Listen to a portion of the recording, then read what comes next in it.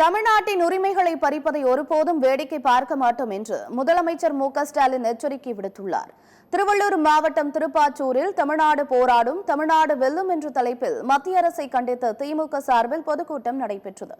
இதில் பங்கேற்று பேசிய முதலமைச்சர் மு.க.ஸ்டாலின், ஆட்சி பொறுப்பில் இருக்கின்றோம் என்பதற்காக பதவி சுகத்திற்கு மத்திய அரசிடம் பணிந்து செல்லும் முதுகெலும்பு இல்லாத அடிமை கூட்டம் நாங்கள் இல்லை என்று தெரிவித்தார்.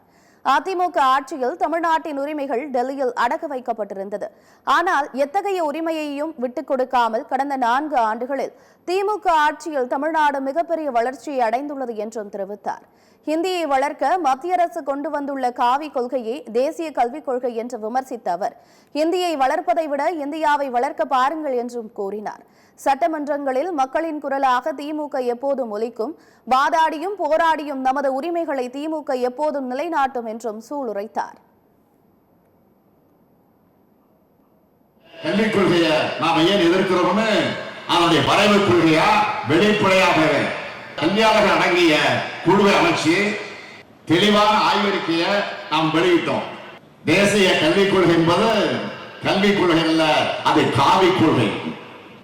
அது இந்தியாவை வளர்க்க உருவாக்கப்பட்ட கல்விக் கொள்கை அல்ல, இந்தியை வளர்க்க கொண்டு வரப்பட்ட காவிக் கொள்கை. இந்த கல்விக் கொள்கை தமிழ்நாட்டோட கல்வி வளர்ச்சியை மொத்தமா அழிச்சு ஒழிச்சிடும் தான் நாம எதிர்க்கிறோம். நிதி தரமாட்டோம், அதிகாரத்தை பறிப்போம், இதை கேள்வி கேட்டா தொகுதி இணைக்க பிழைப்போம் என்ற அளவுக்கு எதேச்சதிகார ஆட்சியை நடத்திட்டு இருக்கக்கூடிய பாஜக, உறுதியோடு சொல்றேன், பாஜகவோட இந்த பாசிச நடவடிக்கைகளுக்கு நாம் எந்த காரணத்தை கொண்டும் உயிரே போனாலும் அடிபணிய மாட்டோம்.